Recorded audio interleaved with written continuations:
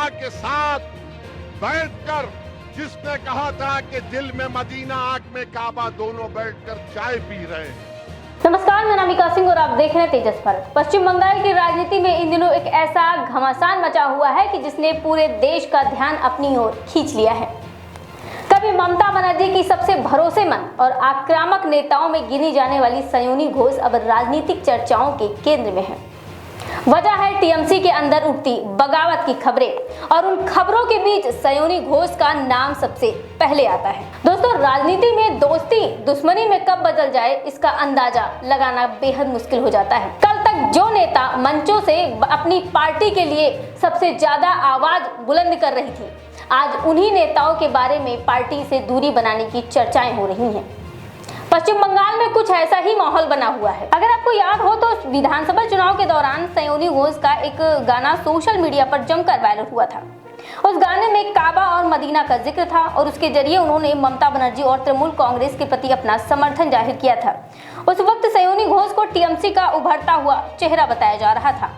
राजनीतिक मंचों से लेकर सोशल मीडिया तक उनकी चर्चा हो रही थी। सयोनी घोष ने कई मौकों पर भाजपा और उनके शीर्ष नेताओं पर तीखे हमले किए।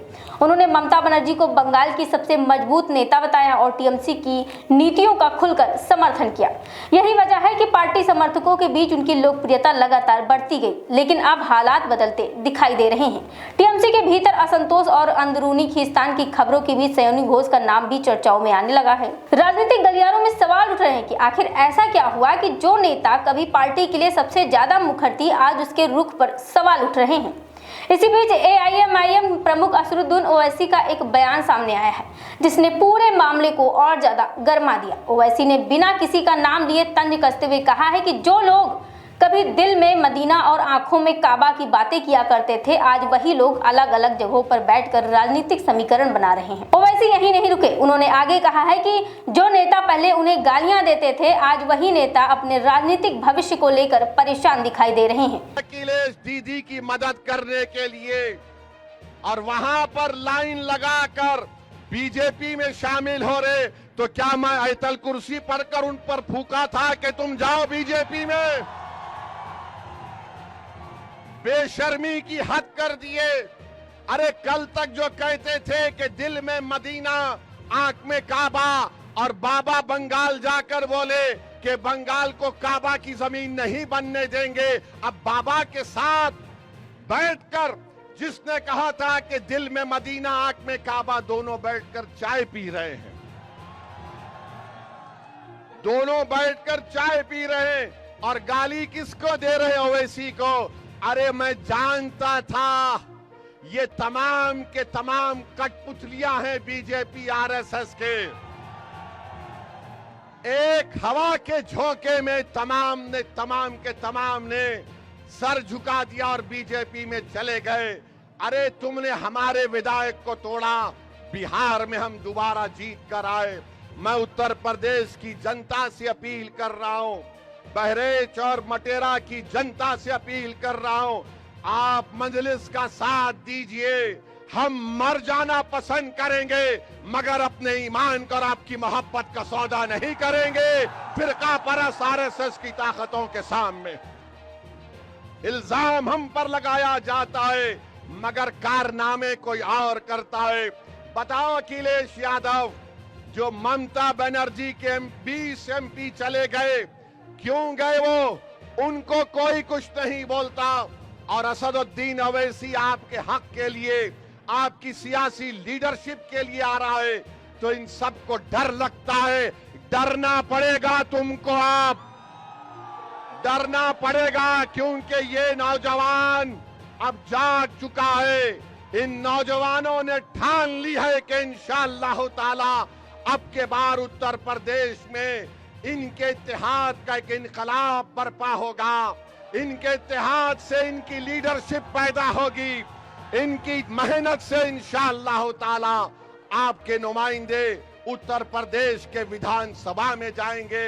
और समाजवादी पार्टी के ये जो लोग हैं, पिछले 20-25 साल से यहाँ पर यासिर शाह और उनकी फैमिली को आपने बड़ी वफादारी के साथ वोट दिया है। बताइए, उन्होंने बहरेच और मटेरे में क्या काम किया, कुछ काम नहीं किया। आपने वफादारी से वोट दिया, मगर इन्होंने कहीं पर भी एक अस्पताल नहीं बनाया। क्या मटेरा की विधानसभा में हमारी बेटियों का कॉलेज है? क्या मटेरा में अस्पताल है? क्या मटेरा विधानसभा में जो इलाके हैं बुलबुल नवाज, मंगलपुरवा, गगड़ा, नरसिंगा डब्बा, यहां पर कोई रोड है या एम्बुलेंस चल सकती है?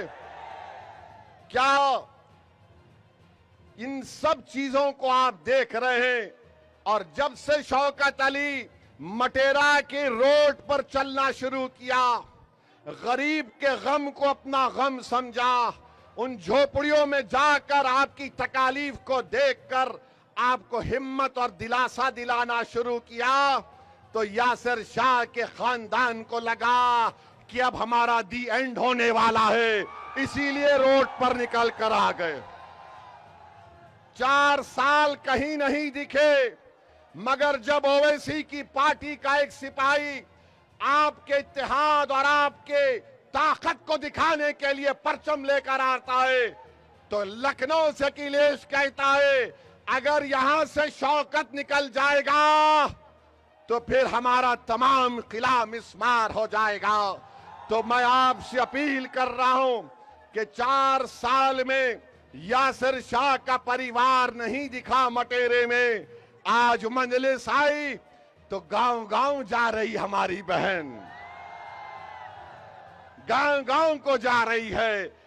अरे अखिलेश यादव सुन लो, इंशाअल्लाह ताला सिर्फ मटेरा विधानसभा नहीं, उत्तर प्रदेश के बहुत सारी विधानसभा पर यही माहौल बनेगा जो आज हम यहाँ पर देख रहे हैं। ओवैसी ने दावा किया है कि कई नेता अवसर देखकर अपनी राजनीतिक दिशा बदल रहे हैं और जनता सब कुछ देख रही है। उनके बयान को राजनीतिक जानकार सीधे तौर पर टीएमसी के भीतर चल रही उठापटक से जोड़कर देख रहे हैं। खासतौर पर सयोनी घोष को लेकर हो रही चर्चाओं के कारण ये बयान और ज्यादा सुर्खियों में आ गया है। सबसे बड़ा सवाल यही है कि अगर कोई नेता किसी पार्टी के लिए लंबे समय तक समर्थन करता है, उसके लिए प्रचार करता है और फिर अचानक उसका रुख बदलता दिखाई देता है, तो जनता के मन में सवाल उठना स्वाभाविक है। राजनीति में विचारधारा बड़ी होती है या सत्ता वफादारी बड़ी होती है या राजनीतिक अवसर, यही बहस आज बंगाल की राजनीति में चल रही है। सोशल मीडिया पर भी इस पूरे घटनाक्रम को लेकर तीखी प्रतिक्रियाएं देखने को मिल रही हैं। कुछ लोग इसे सामान्य राजनीतिक प्रक्रिया बता रहे हैं तो कुछ लोग राजनीतिक अवसरवाद कर रहे हैं। वहीं टीएमसी समर्थकों का एक वर्ग मानता है कि मुश्किल समय में पार्टी छोड़ना सही संदेश नहीं देता। दूसरी तरफ विपक्षी दल इस पूरे घटनाक्रम को टीएमसी की आंतरिक कमजोरी बता रहा है। उनका कहना है कि अगर पार्टी के नेता खुद असंतुष्ट है तो उसका असर जनता पर भी पड़ सकता है। वहीं टीएमसी की ओर से अभी तक ऐसी तमाम अटकलों पर कोई स्पष्ट और आधिकारिक प्रतिक्रिया सामने नहीं आई है। दिलचस्प बात तो यह है कि जब सयोनी घोष से मीडिया ने इन चर्चाओं को लेकर सवाल पूछा तो उन्होंने सीधे जवाब देने से परहेज किया।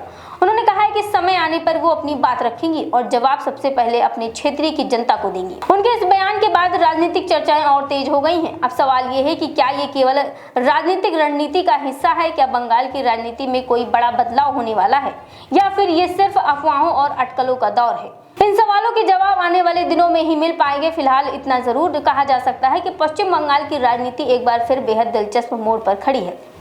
एक तरफ ममता बनर्जी अपनी पार्टी को मजबूत बनाए रखने की कोशिश कर रही हैं, तो दूसरी तरफ विपक्ष लगातार टीएमसी पर निशाना साध रहा है। इस बीच सयोनी घोष का नाम राजनीतिक बहस के केंद्र में बना हुआ है। अब देखना होगा कि आने वाले दिनों में सयोनी घोष खुद इन चर्चाओं का प्रतिक्रिया खुलकर देती हैं और बंगाल की जनता इस पूरे घटनाक्रम को किस नजरिए से देखती है, क्योंकि राजनीति में चेहरे बदलते हैं, बयान बदलते हैं, लेकिन जनता सब कुछ याद रखती है। आपकी क्या राय है? इन नेताओं को हर हाल में अपनी पार्टी के साथ खड़ा रहना चाहिए या फिर राजनीतिक परिस्थितियों के अनुसार फैसला लेना उनका अधिकार है? अपनी राय हमें कमेंट बॉक्स में जरूर बताइए। वीडियो पसंद आई हो तो लाइक, शेयर और चैनल को सब्सक्राइब करना ना भूलें। धन्यवाद।